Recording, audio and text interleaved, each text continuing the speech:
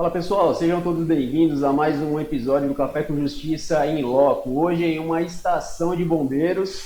Hoje eu estou aqui com um especialista dessa área, é um especialista em salvamento em altura, um especialista em salvamento aquático e resgate e salvamento de operações em estruturas colapsadas. Esse local aqui, onde segundos estão aí para poder salvar vidas ou não, depende desses profissionais. E essa pessoa aqui tem mais de uma década, tá, trabalhando e atuando como bombeiro, e ele é responsável pelo primeiro subgrupamento de bombeiros, onde ele é responsável por Guarulhos, Arujá e Santa Isabel. O nome dele é Bruno Félix, é o capitão, está aqui com a gente. Obrigado, capitão, pela recepção. Uma honra estar aqui. Obrigado pela oportunidade. Legal. Bom, a gente quer saber muito aí da sua história, tem muita coisa para poder falar para a gente. Sei que você já participou de grandes operações, inclusive uma das maiores tragédias, né, que ocorreu aqui no nosso país. Você esteve em Brumadinho, né? Estive em Brumadinho. No ano de 2019. Bom, mas antes disso, toma café? Sei. Então, café com justiça. Boa. Bom, então eu já vou começar perguntando, viu, de cara. Qual a ocorrência que colocou a sua vida em maior risco que você traz à memória? Bom, embora eu tenha participado de algumas ocorrências assim, de maior relevância, né? O que traz mais risco para a gente mesmo são algumas ocorrências até cotidianas, né? Por exemplo, acidentes de trânsito assim, na madrugada, com pouca visibilidade. Às vezes o motorista passa lambendo as equipes ali que estão atuando, né? Porque, embora a gente feche ali a rodovia, a gente busca deixar alguma faixa ali para poder circular, tá? Mas a nossa dificuldade é quando o pessoal não respeita, ou até, às vezes, porque não enxergou mesmo, né? Aí passa ali no meio da área de trabalho que a gente está atuando para tentar resgatar alguma vítima ali num acidente de trânsito, e essas são as ocorrências mais perigosas assim, para a gente. Bom, meu amigo, deixa eu perguntar para você, o que passa na cabeça de um bombeiro quando chega primeiro em um local assim que tem uma catástrofe, uma tragédia? Você vai no automático, é tanto treinamento, ou, assim, qual que é o pensamento na cabeça do bombeiro, do profissional? Nós temos um treinamento desse sentido, que são os primeiros passos do respondedor, né? Aquele que o primeiro chega no local. Inclusive, eu sou professor dessa matéria lá na Escola Superior de Bombeiros, que é do Sistema de Comando de Operações, né? Então, nós temos os primeiros passos, então, avaliar a situação, o que está acontecendo, fazer um isolamento, né? E dando prioridade ali, tentar fazer um plano emergencial para salvar vidas e para resolver minimizar danos, né, ao patrimônio, né? Primeiramente, preservar a vida, criar condições de trabalho ali em segurança para que o bombeiro possa atuar, outros órgãos que atuem em apoio também. Não é fácil, né, trabalhar com emergência, né? Trabalhei durante um tempo, assim, você ser responsável, né, por profissionais, por uma outra vida humana que vai salvar uma outra, mas ao mesmo tempo, dependendo do seu comando, um comando equivocado, aquele profissional talvez não volte para casa, né? A gente vai entrar nessa seara também, doutor. Quem é Bruno Félix antes da farda? Antes da farda? Antes de eu virar militar, bom, eu sempre quis ser militar, né, mas... Patente capitão, né? Isso.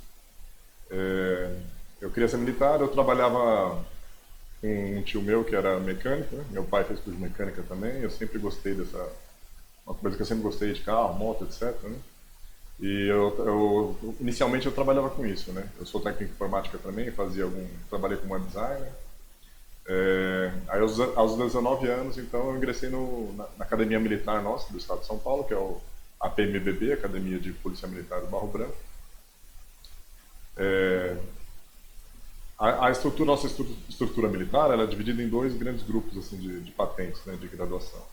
Que são as praças, né, que vai de soldado ao sargento, e os oficiais, que começa ali no tenente e vai até o coronel, que é a equipe de gestão. Eu prestei os dois concursos, na verdade, né? É, e tendo passado nos dois, né? Eu fiquei pela carreira de oficial. Me formei em 2009 na PMBB. Fiquei 3 anos no policiamento. Aqui no estado de São Paulo, é o único estado em que o Corpo de Bombeiros ele pertence à Polícia Militar, né? Assim como nós temos operações de choque,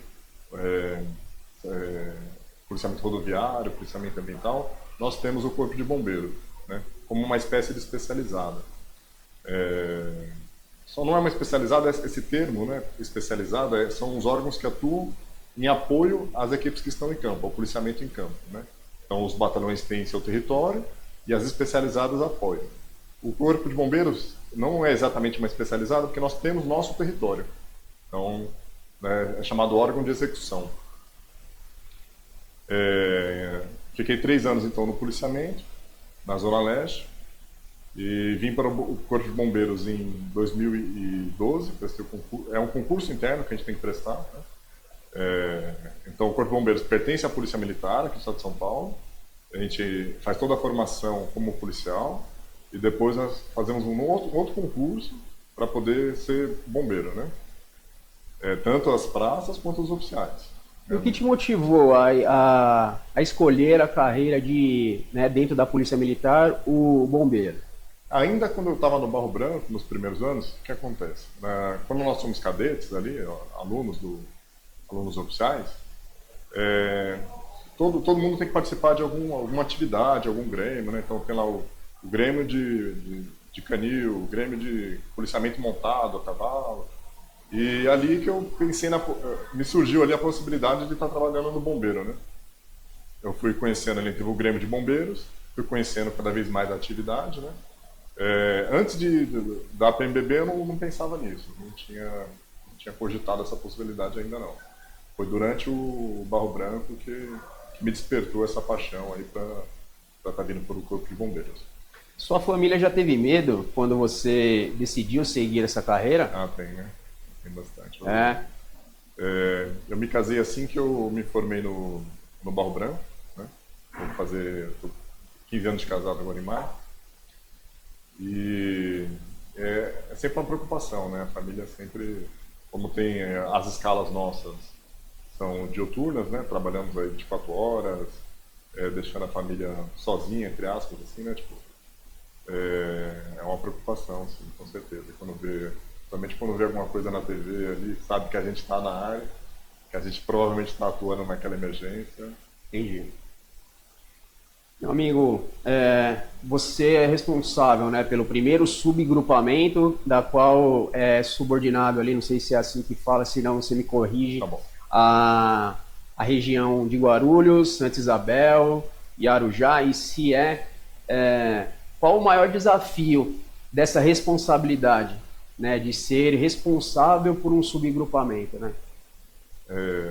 Exatamente, eu sou responsável então por Guarulhos, Arujá e Santa Isabel, que compõe o primeiro subgrupamento do 5º GB, do quinto grupamento. Quinto grupamento.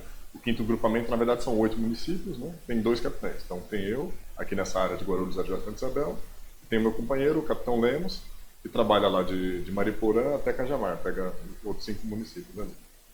A nossa maior dificuldade aqui é identificar os riscos da nossa região, conseguir fazer planos preventivos, distribuição do efetivo de acordo com os problemas da região, né? Por exemplo, o impacto que tem aqui o aeroporto de Guarulhos, né? A maior da América Latina, movimenta mais de 1 milhão de pessoas por semana, né? Então tem um público migratório gigantesco aqui no município. Então o nosso maior desafio é estar em contato com outras agências assim para tentar fazer uma atuação preventiva, né? Outras agências que eu digo concessionárias das rodovias, do aeroporto, concessionária de água, etc., para a gente tentar trabalhar junto. Eu acho que esse é a maior dificuldade. É um trabalho em conjunto, né? Precisa disso, porque né? nossas ocorrências, 80% das nossas ocorrências, há o apoio de alguma outra, que seja algum trânsito local do município, que seja uma concessionária de energia, de água. Então a gente está sempre precisando do apoio de mais diversos. Toda ocorrência ela nasce ali policial, né? Sua natureza policial, Aí tem aquele período, vou dar um exemplo, um acidente de trânsito básico, lá na rodovia. Então, claro que é uma ocorrência policial, né, com suas consequências, registro em boletim, etc. Mas tem aquela fase que é típica de bombeiro, né? Então, enquanto eu estou atuando ali para poder fazer o salvamento daquela pessoa e deixar aquele local em segurança, essa fase ela é típica de bombeiro. Nós temos a lei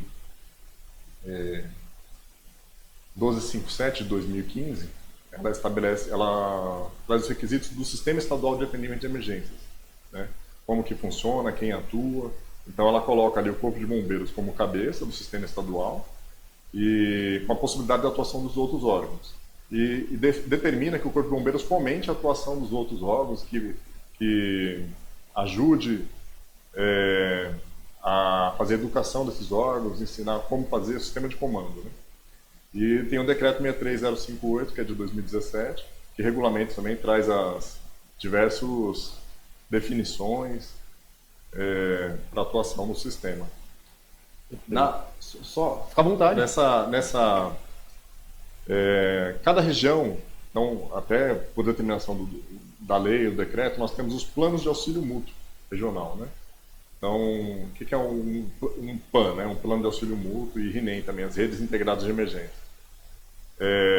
Então, cada subgrupamento tem que fomentar na sua região a criação de um PAN.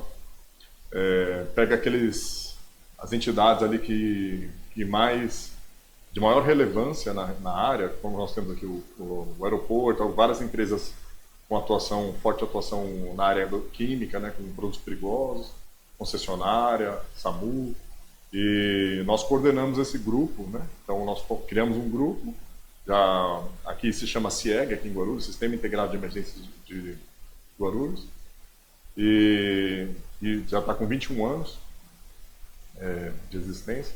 Então, é um trabalho do Corpo de Bombeiros, também está integrando todo mundo para atuação em conjunto. Se der uma emergência em algum dessas entidades, desses órgãos, organismos, nós apoiamos mutuamente, assim como o Corpo de Bombeiros pode acionar o CIEG para poder estar atuando numa ocorrência que não seja só do CIEG, né? Uma ocorrência geral, por exemplo, uma queda de aeronave, algo mais vultuoso, está acionando o CIEG para apoiar também.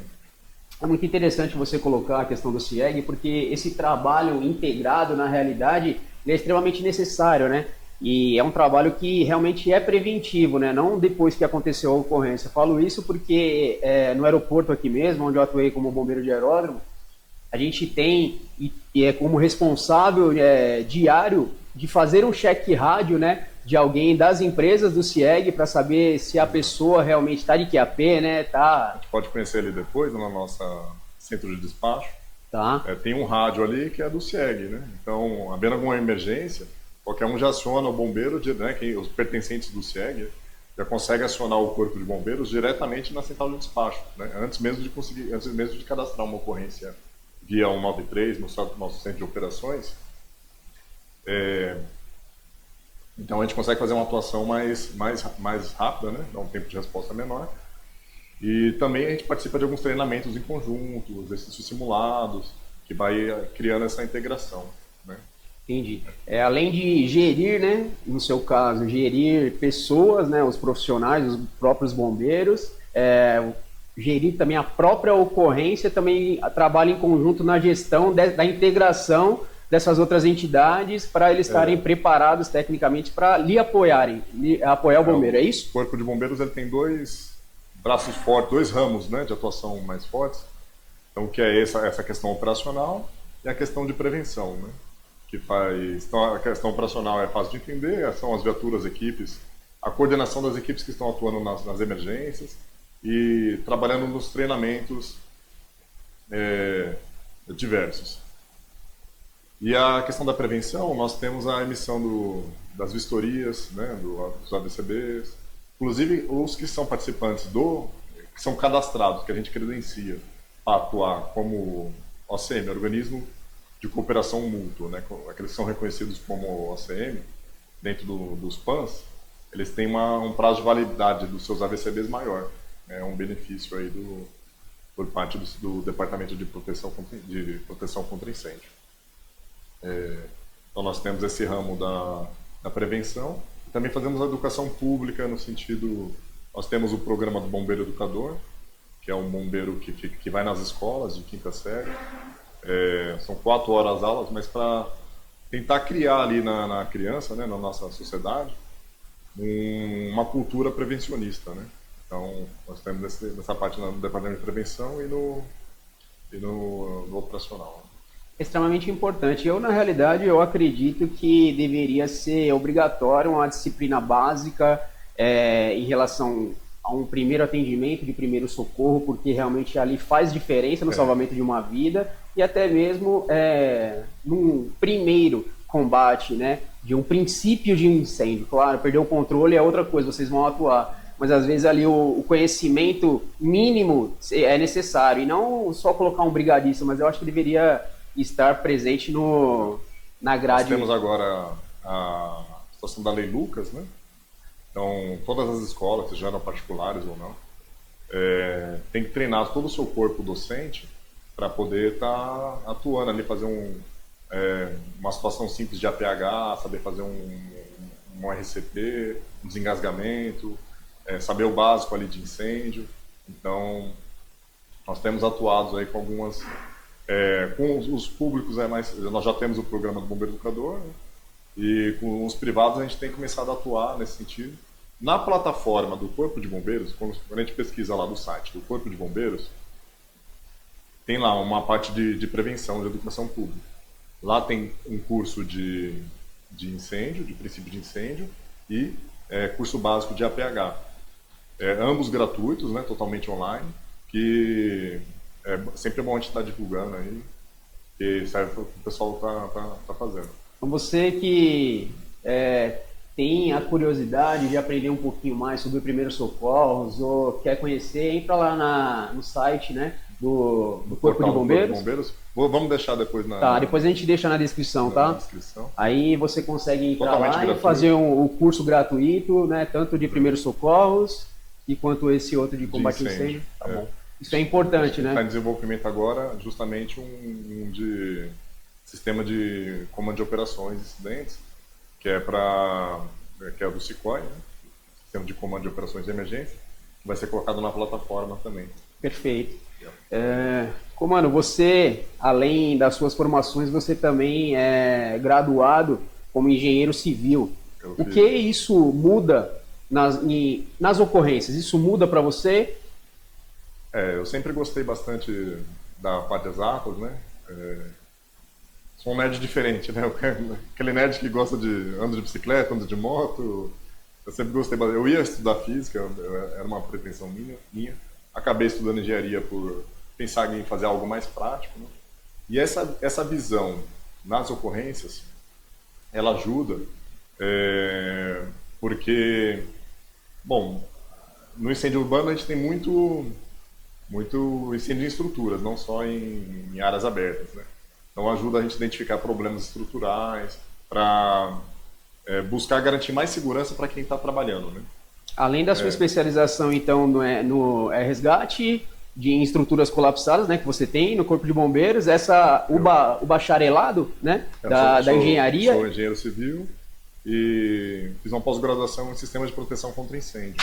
É justamente... Tudo agrega. Que é justamente o sistemas de combate que são fixos nas edificações. Extintores, hidrantes, sistemas de espuma, sprinkler, Legal. Isso aí. Que ajuda também a gente estar numa ocorrência, a gente conhecer sobre os sistemas. Embora eu não atue diretamente nessa área, hoje na minha função eu mais coordeno as equipes operacionais, né, dentro daqueles 2 ramos que eu falei. No passado eu atuei já como vistoriante também. Fazia vistorias para emissão do AVCB. Dentro dessa temática, tem alguma dica para o público que é leigo, que nos assiste? Porque a gente vê muitas das vezes, em determinados locais, por exemplo, extintores. Tem gente que rompe o lacre do extintor, coloca um palitinho lá no extintor. E aí, talvez, aquele dia que você precisar usar equipamento, você não vai conseguir. Tem essa situação triste porque o Brasil... a gente não tem uma cultura prevencionista muito bem formada, né? Por isso que eu falei, nós temos o programa do Bombeiro Educador que tenta fomentar isso daí. É muito triste, o pessoal furta as coisas nos condomínios. Verdade, furto, né? Vender. E quando vai precisar é uma, tipo, por merreca, né? Para vender isso por merreca. Pode colocar Um equipamento que salva, né? Várias pessoas em risco aí de uma edificação. Legal. Falando de histórias reais, existe alguma história com um final inesperado que te emociona até hoje? Olha, deixa eu pensar assim. Fica à vontade, toma um café, pense. Eu sei que são muitas ocorrências, muita coisa. Tem mais de uma década, né, atuando aí no Corpo de Bombeiros. Eu imagino que já viu muita coisa. Mas pensa se algo que você lembra e que te emociona. Olha, por que pareça, nem são das grandes emergências. Eu acho que é das pequenas mesmo, aquela que a gente consegue chegar mais rápido e ir atuando. Porque uma grande emergência, muitas vezes a gente chega infelizmente, para fazer uma busca, né? Tá. Tentar resgatar um corpo. Não que não seja importante, claro que é muito importante, mas que marca mais a gente é quando a gente pega uma vítima viva, né? Tipo, seja lá um acidente de trânsito. Já peguei acidente de trânsito aqui na rodovia com 10 vítimas. E isso marca mais, né? Porque a pessoa vem agradecer e tal. Eu acho que... E criança?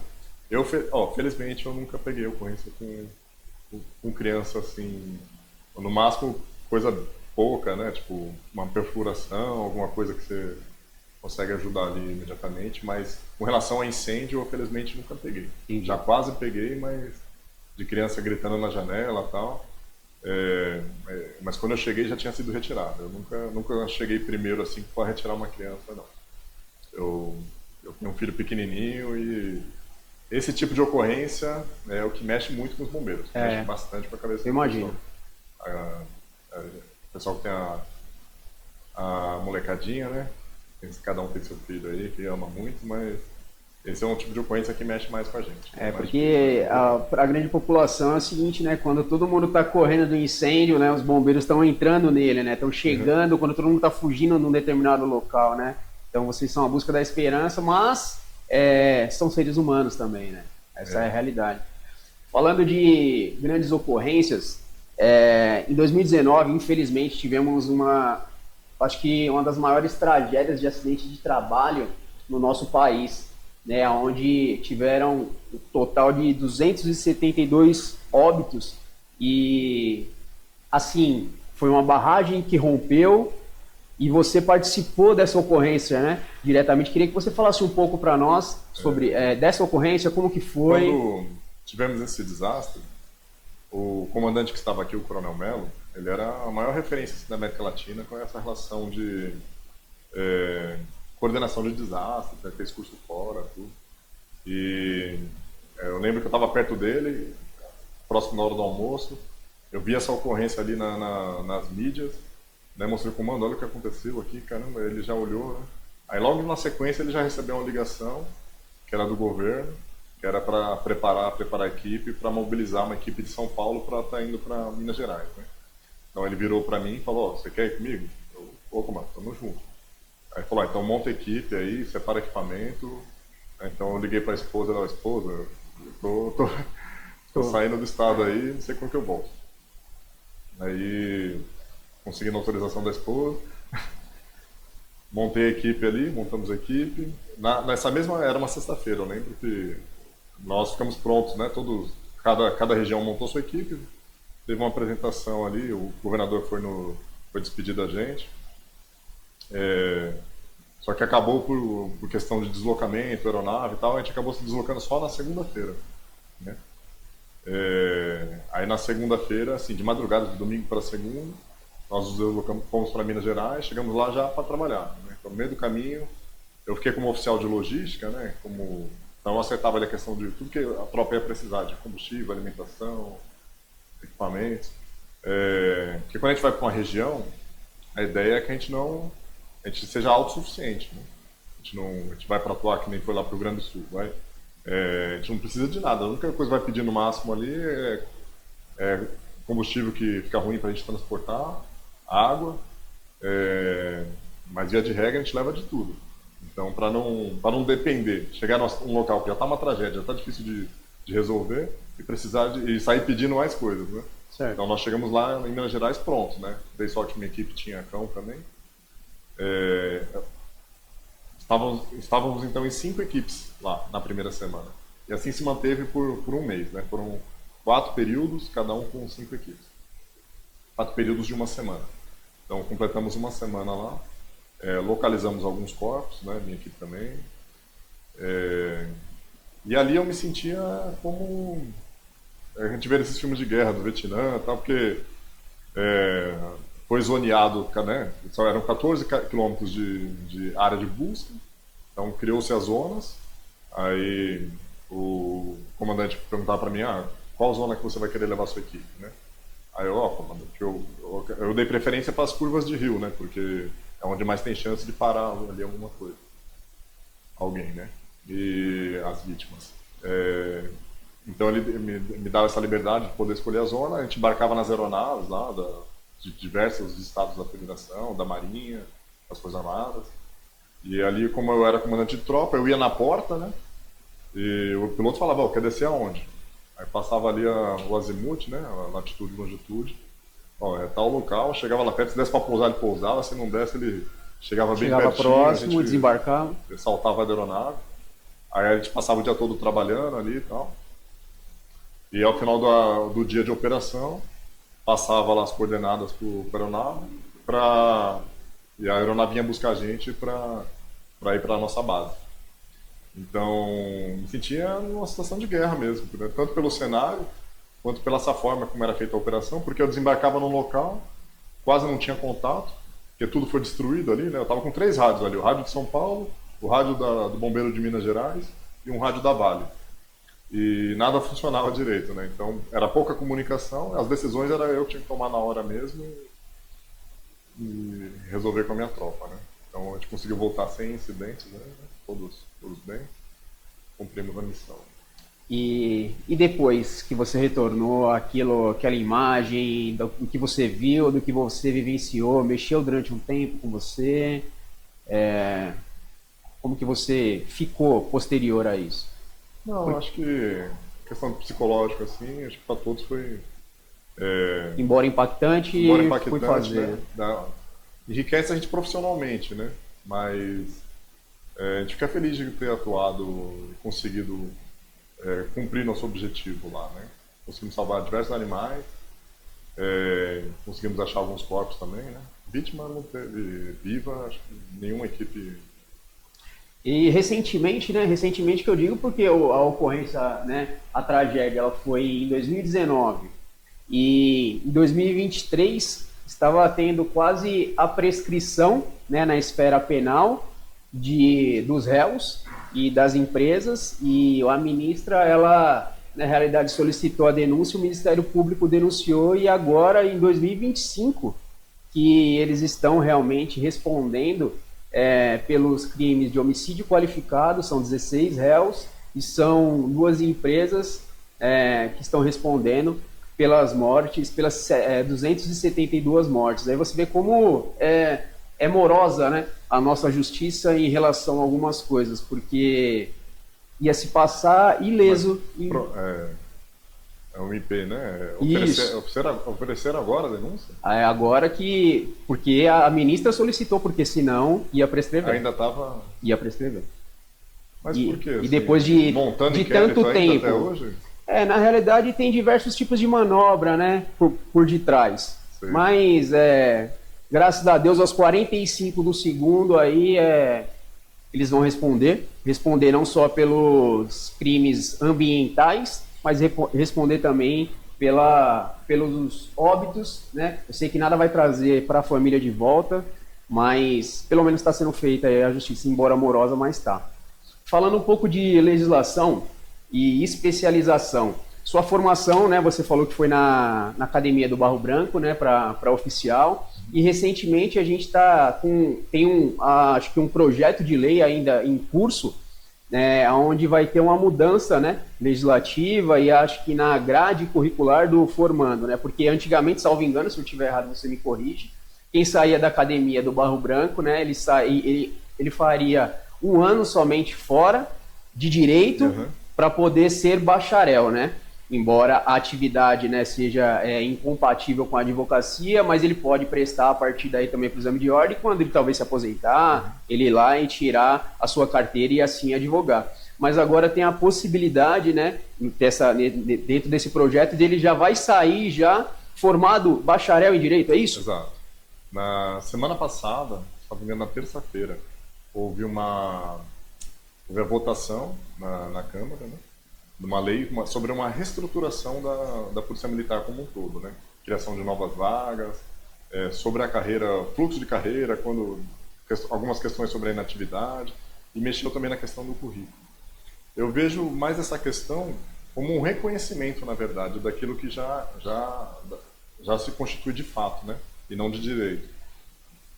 Porque a carga horária no Barro Branco ela é elevadíssima, né? Como é um curso integral, né? 4 anos, de dia, noite e muitas vezes finais de semana também, porque tem as operações, né? Então, a carga horária do Barro Branco, se não me engano, dá mais de 8.000 horas aula, né? Então eu vejo mais como um reconhecimento mesmo, sobre aquilo que já é de fato, né? Os oficiais, nós atuamos como operadores, assim como nós temos os crimes militares, né? Na mesma questão, na mesma função do que um delegado faz para os crimes comuns, nós atuamos com relação aos crimes militares, né? Inclusive, tipo, não sei se na graduação comum não entra muito nesse escopo dos crimes militares, né? A justiça militar, na realidade, acaba sendo uma especialização, é um ramo mais específico que quem, né, quer se especializar vai buscar fora para fazer uma pós-graduação. Não é uma disciplina que tem ali nas faculdades como pré-requisito ou determinação precisa, né, Gra? Como na nossa atuação nós já é inerente da nossa função, então nós temos toda essa carga bem delimitada, né? Inclusive que você falou de 1 ano, na verdade, além de sair com bacharel, né, as turmas que se formaram no passado, além de sair com bacharel em Direito, ela já sai com a especialização também em penal militar. Ah, tá. Então ele já sai especialista na justiça militar, na realidade no direito penal militar. Entendi. Exatamente. Pô, bacana. Isso é importante, muito importante, né? Porque, como você já falou, é a questão do reconhecimento, né? Porque já estudavam bastante, já é muito bom. Meu amigo, vamos falar um pouquinho sobre propósito e lado humano. Qual foi o momento mais gratificante da sua carreira até agora? Mais gratificante? Da carreira. Eu diria que a minha formatura no Corpo de Bombeiros mesmo, acho que foi nos pontos mais marcantes, assim, que eu almejava bastante. Legal. No Barro Branco, fiquei um tempo no policiamento até abrir o concurso para o Corpo de Bombeiros. E é um curso bem sofrido, né? É 1 ano e meio integral também, bastante matérias ali, além das operacionais, né? Nós temos também a questão das matérias de bombeiro na parte do ramo da prevenção, né? As instruções técnicas para missão de AVCB, também cálculo, física, então é um curso bem puxadinho também. E ali, como eu já estava ali casado, ali com a minha família já formada, acho que foi o ponto mais marcante assim para mim. Acho que... E para você, né? Já estamos nos encaminhando para o final aqui, passar rápido. Eu sei que a gente vai mostrar para o público que nos assiste aqui muita coisa ainda, algumas imagens aí da tragédia e também o conhecimento aqui operacional de algumas viaturas e da própria estação. Mas o que significa ser bombeiro para você? É uma doação de vida, né? Porque embora eu tenha ali meu horário de trabalho, né? Eu trabalho a minha parte presencial, né? Que eu até brinco, quando eu estou de folga eu estou no home office, porque na função ainda de gestão, não tem como eu negar um atendimento, alguém que me liga para pedir alguma coisa, então eu estou sempre trabalhando, né? Então é uma doação, a família sabe, né?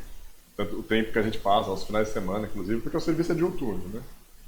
Então é o tempo todo atento a tudo que está acontecendo, acompanhando as escalas, acompanhando as operações.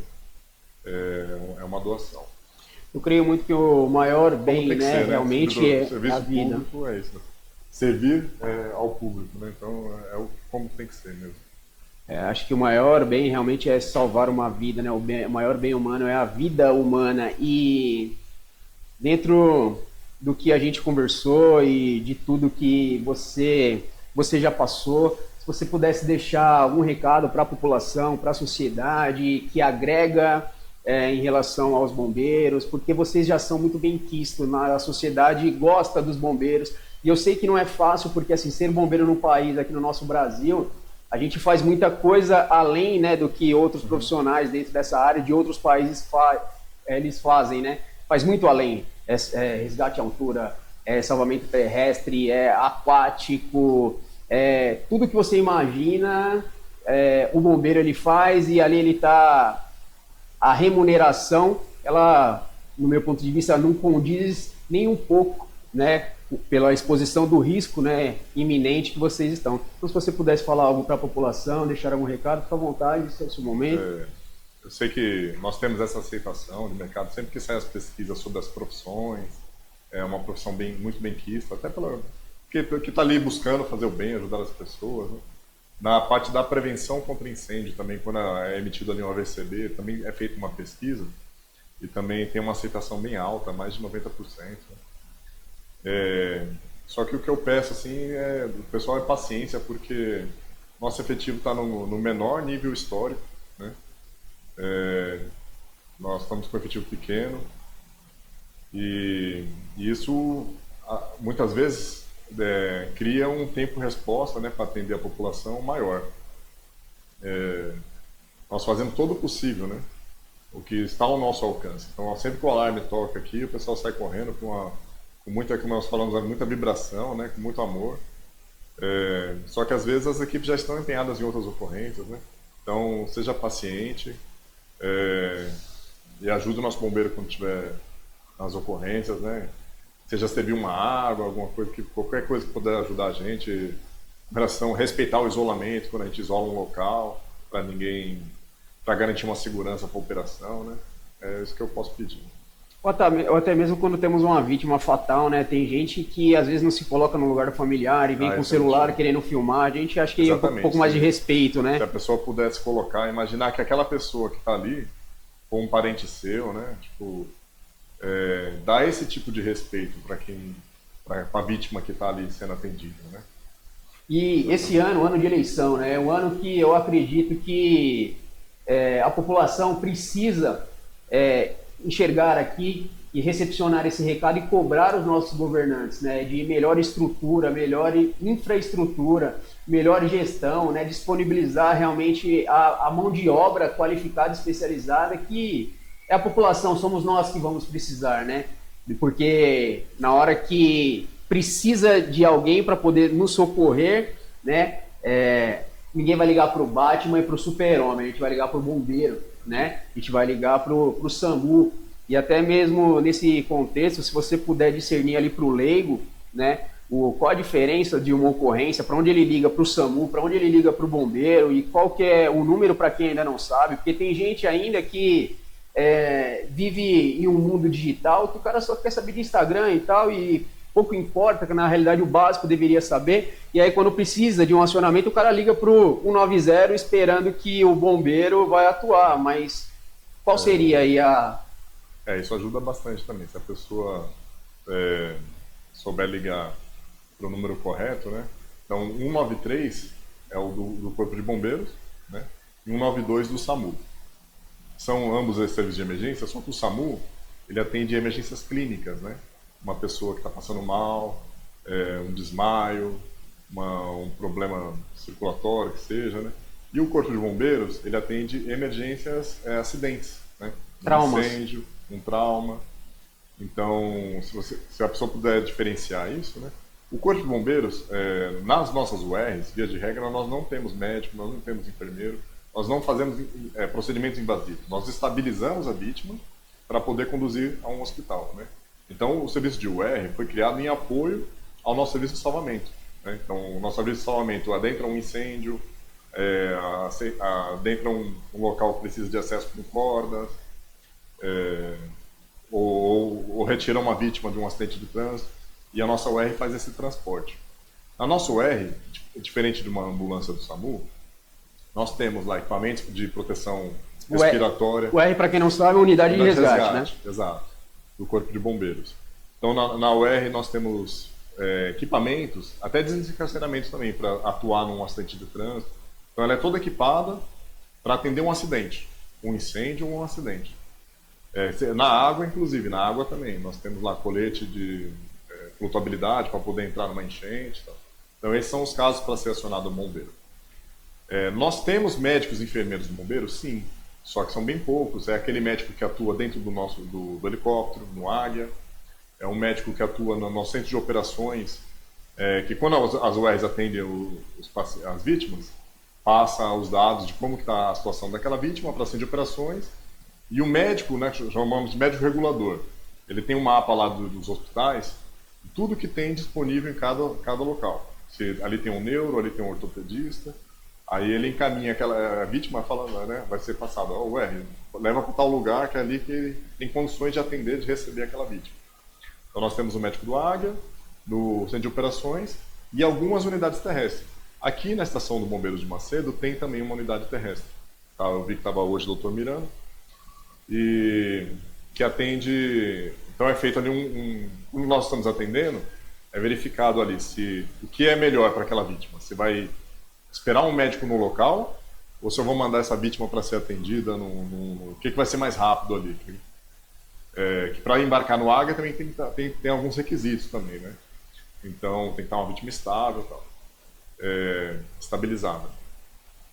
Então, é feito todo esse trabalho aí para poder estar encaminhando as vítimas para o melhor local de atendimento.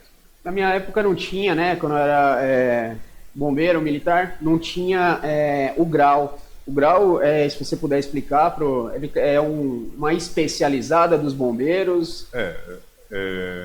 Eles não são efetivos militares, né? O grupo de resgate e atendimento a urgências são médicos, enfermeiros, inclusive está com o pessoal em formação, estão estagiando já nas unidades, contratados pelo Estado para atuar em conjunto com o Corpo de Bombeiros. Então eles atuam em algumas unidades terrestres, em algumas estações, né, estratégicas, e também no helicóptero no Águia, né? Todos eles concorrem a essas escalas aí, né, dependendo das especializações que cada um tem. Se ele tem aeromédico, né? Se ele tem, dependendo das suas especializações. Aí, quando o Corpo de Bombeiros vai para uma emergência, é feito um cálculo o que compensa, se vai já fazer um transporte imediato ou se aquela vítima tem condições de no local aguardar para receber um médico no local, seja do Águia ou seja do terrestre. Porque também como é limitado, né, essa mão de obra, é um recurso bem... Na realidade, às vezes um deslocamento equivocado pode custear uma vida, porque pode ter uma outra ocorrência que poderia ter encaminhado esse profissional para lá, é isso, perfeito, né? Perfeito. Tem que deixar uma certa reserva, né, daquilo que pode atender a emergência maior. E você acredita que vale a pena salvar uma vida? Com certeza, né? Com certeza. É isso aí. Então, parabéns pela profissão, parabéns pelo profissional. Não é fácil discernir, né? Porque bombeiro é bombeiro realmente, não é no plantão de 24 horas. A escala deles são muito pesadas. Quem não sabe, né? 24 por 48, 24 né? 48 é a regra. Tem outras escalas, mas tem outras escalas, mas a totalidade é o 24 por 48. 24 por 48. 48 de folga. Eu já fiz, quando eu tinha aquela situação da previdência, né? Eu fiz o cálculo lá para ver em quanto tempo o bombeiro trabalhava para compensar o que a pessoa trabalha o civil, que, claro, tem muita gente que trabalha muito mais que as 40 horas semanais, né? Mas em 15 anos o bombeiro já ultrapassa tudo. Eu sei que é difícil, né? Mas embora a população tenha um reconhecimento pelos profissionais, eu acho que falta um pouco de exigir algumas coisas e também conscientizar algumas atitudes dentro do nosso meio, né? Porque, às vezes, uma instrução ali com uma criança para não soltar a pipa com a linha com cortante, né? A não soltura do balão ali, porque pode causar um incêndio. Então, assim, são pequenos detalhes, pequenos gestos que fazem a diferença, igual ele colocou aqui, totalmente limitado e às vezes você pode evitar e a sua atitude correta pode salvar uma vida. É uma questão comportamental, né? É isso, né? Linha de pipa, nadar em local proibido, soltar balão, condução de direção embriagado, são todos... Bom, aquilo que eu te falei da falta de obrigado pelo bate-papo, obrigado por nos receber aqui, o Café com Justiça em Loco, é um enorme prazer aqui, já conhecia a casa aqui, mas fazia muito tempo que eu não vim aqui, e Café com Justiça, embora a gente vai conhecer lá agora, lá, o âmbito operacional, as viaturas, te entrego aqui uma pequena lembrança, tá? Obrigado. Então, é um certificado aqui de participação. Obrigado. E essa caneca é sua, tá? Caneca do Café com Justiça, é um pequeno presente, mas é para poucos. Obrigado, viu? E obrigado pela oportunidade aí de estar explicando um pouquinho, né? De poder recebê-lo também, né? Já conheço há algum tempo, né? Já temos amizade há algum tempo, né?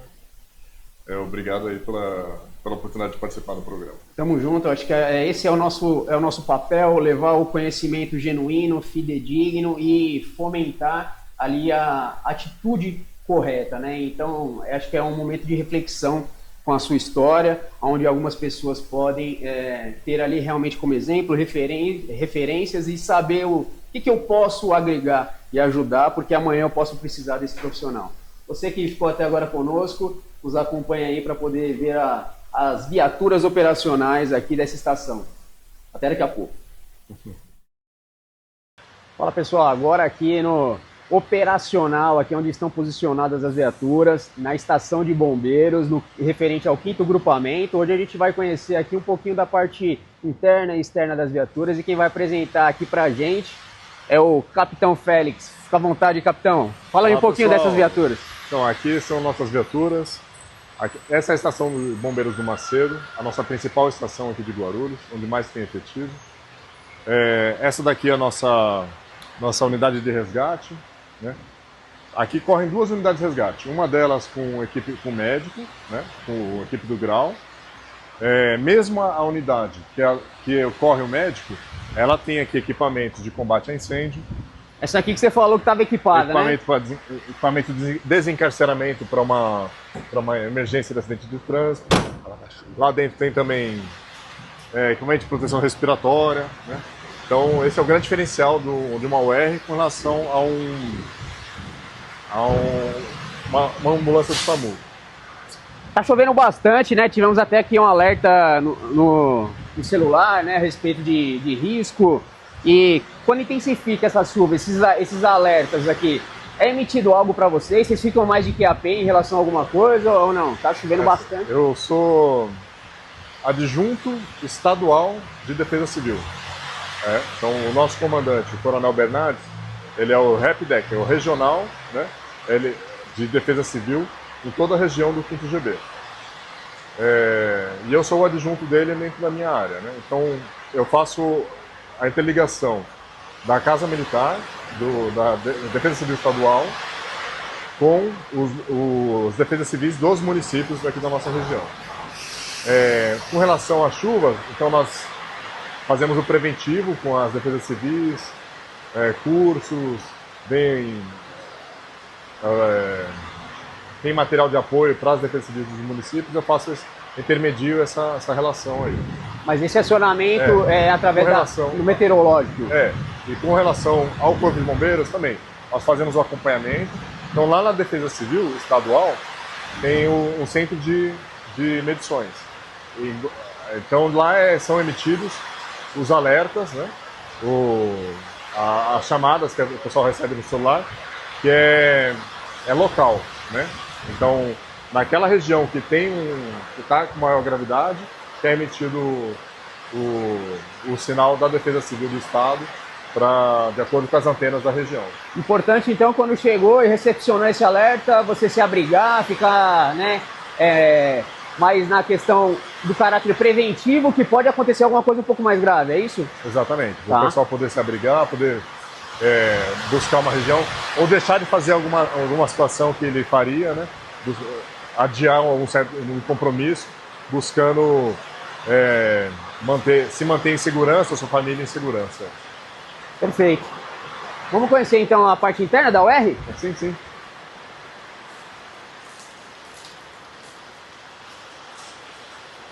Ah, eu tinha isso aqui, ó. Contei, né? Isso aí é... Aqui.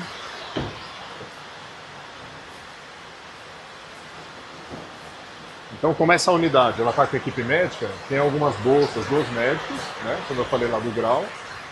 E aqui na estação do Macedo, como nós temos a equipe médica, fica lá todo a reserva de materiais deles lá. Então atua em conjunto lá, tá vendo ali o equipamento de proteção contra incêndio da equipe do grau, que atua em conjunto com o bombeiro. É uma equipe integrada. Ah, o grau que eu falei, então, ele tem lá o seu blusão, o seu equipamento específico, tem né? Todo o equipamento. Tá. Faz curso com a gente, inclusive, para atuar em conjunto, né? Estrutura colapsada, atuar em emergências veiculares. Hoje, quantas pessoas tripulam essa viatura em caso de um atendimento, por exemplo, de um acidente automobilístico? Então aqui nós temos um bombeiro militar, que é um motorista, um enfermeiro e um médico. Legal. São 3 pessoas. Aqui tem um brevet, né? Isso aqui é o brevet do curso do resgate de vocês. Na minha época era 200 e poucas horas, eu acho. Não sei agora. Como que é o cara fazer esse curso aí, comando? Nós temos também essa especialização, né? Tanto para operador quanto o curso de docente de resgate, né? Perfeito. Dá para ouvir, será?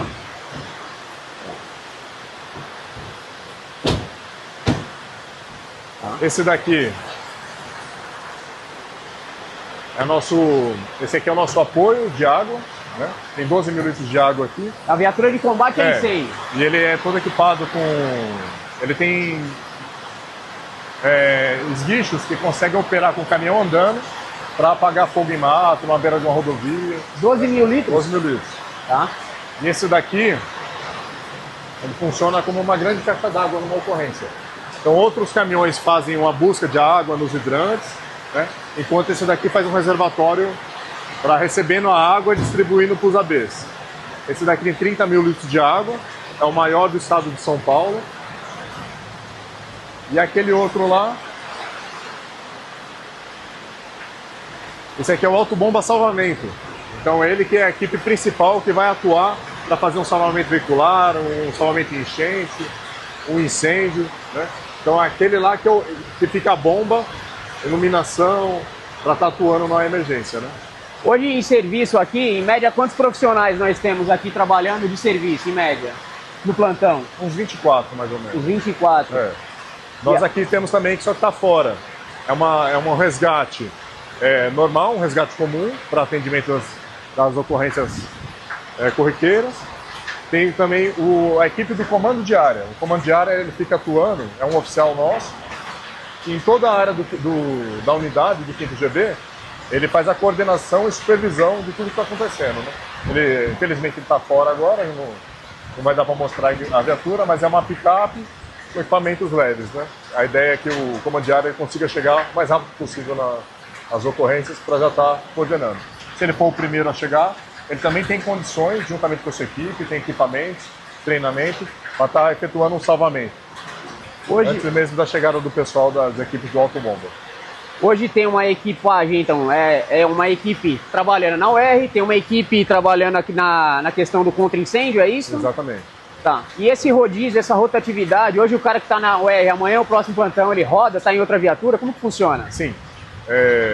Existe um certo rodízio entre cada equipe nas estações. A gente trabalha na escala ali de 24 para 48. E aí a cada quinzena, mais ou menos, a gente vai mudando um pouquinho para todo mundo saber todas as funções. Tá. Mas todo mundo atua em tudo aqui, entendi. Claro, tem aquele militar que tem especialista, um mergulhador, tem especialista em salvamento em alturas, especialista em resgate, e cada um, né? Mas são cursos extras, mas não que ele vai atuar só em salvamento em altura, ele atua, Até né? porque quando tem emergência, nós acionamos diversas viaturas para a mesma emergência, né? Então, nós acionamos a principal ali, que é o autobomba, né? Mas vai o comando, vai a viatura vai com o médico, se for um incêndio, vai a equipe de apoio de água. Então, para cada tipo de ocorrência, vai determinadas equipes ou não. Tá. Bom, pode filmar aqui um pouquinho, só onde vocês armazenam ali os equipamentos de proteção individual, de longe mesmo. Ali, aqueles equipamentos, é da equipe de serviço hoje? Então, nós temos três equipes, azul, a verde e a amarela. Então, nós temos a equipe verde hoje que está de serviço. Ah, tá. E ali é o material que o pessoal guarda. Às vezes, existe ali, tem a situação, no estado de São Paulo, tem a DGEM, né, que é o serviço extraordinário, que a pessoa troca a sua folga ali para trabalhar pro estado ganhando recebendo uma diária, Tá. uma diária especial. Aí hoje quem está de serviço está na equipe verde e amanhã ele pode estar na equipe amarela, ou não? É difícil acontecer isso, Nós buscamos já manter a equipe sempre a mesma, né? Tá. O que é mais fácil de acontecer é ele ir para uma estação diferente. Mas normalmente o dia de serviço dele te evita ao máximo de mexer, porque mexe na escala de serviço dele do ano todo, né? As maiores incidências de acionamentos aqui em Guarulhos é de atendimento de primeiro socorro, primeiro atendimento ou combate a incêndio? São os primeiros socorros. Primeiros socorros. Com certeza, primeiros socorros. E entre aquelas um pouco mais complexas, o que mais nós temos são os acidentes são os chamados da tentativa de suicídio. Tá. Ou a pessoa quer pular de algum lugar, ou ingeriu algum medicamento. Então é um primeiro socorro ali por tentativa de suicídio. Legal você colocar, porque às vezes a gente vê, né, chamam de tentante, né, tá tentando um suicídio e tem pessoas que falam, pô, pula daí, já que quer pular mesmo. É crime, tá? Pode responder porque você está induzindo a pessoa a se suicidar. Então, o induzimento ao suicídio é crime, vai responder, tá? Na esfera penal. Perfeito. E falando a respeito do equipamento de proteção individual, quanto que suporta de temperatura sem que o bombeiro sofra algum tipo de dano ali, em média ali? Dá quantos graus? Aguenta bastante, eu não sei precisar agora para você aqui quanto que vai aguentar. Quem não aguenta quem tá dentro, né? Mas o roupão aguenta, né? Ela vai mudando de cor, né? Tá. Quando ela fica mais vermelha, ela vai perdendo essa cor preta e tal.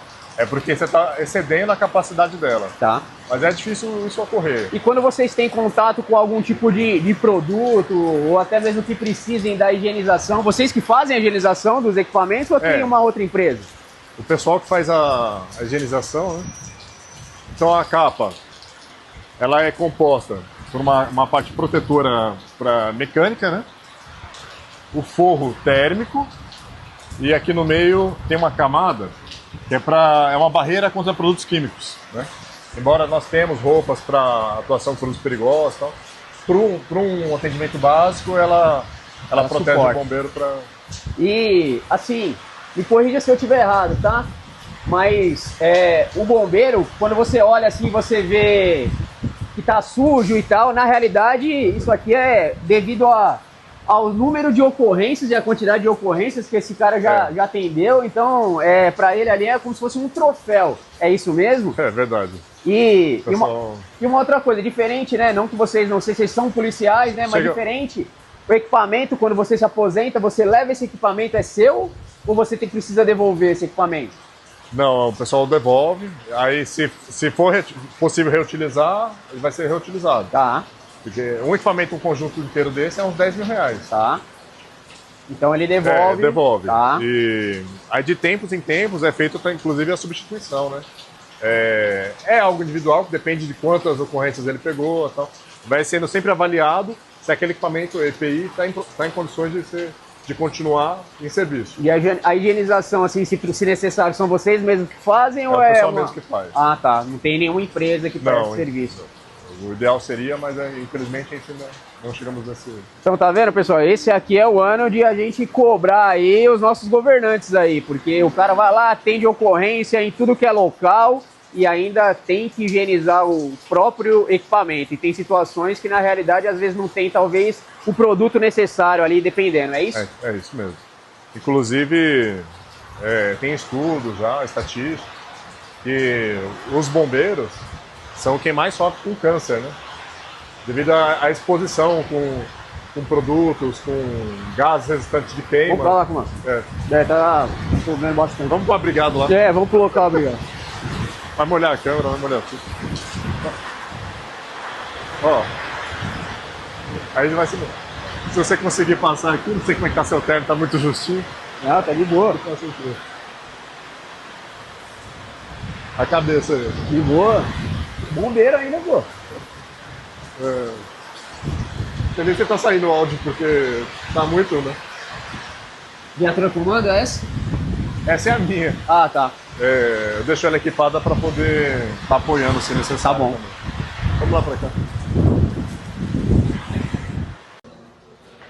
Bom, obrigado mais uma vez pela oportunidade de conhecer aqui as instalações, um pouco da atividade do Corpo de Bombeiros e mais uma vez parabéns a todo o bombeiro, né, que essas minhas felicitações sejam realmente estendidas aos demais, porque assim, vocês são os profissionais que realmente nós depositamos ali a nossa esperança, falo em nome da sociedade. Então, obrigado pela oportunidade, conta com Café com Justiça, se quiser dar algum recado. Eu que agradeço pela oportunidade de estar expondo um pouquinho do nosso trabalho e divulgar um pouquinho de tudo que a gente faz, né? Obrigado aí, bom vê-lo aí no programa. É isso. Então, nos acompanhe nas redes sociais, tá? Em breve aí teremos mais um episódio do Café com Justiça em Loco, mas eu não vou falar aqui qual será o próximo, acompanhe a gente, surpresa.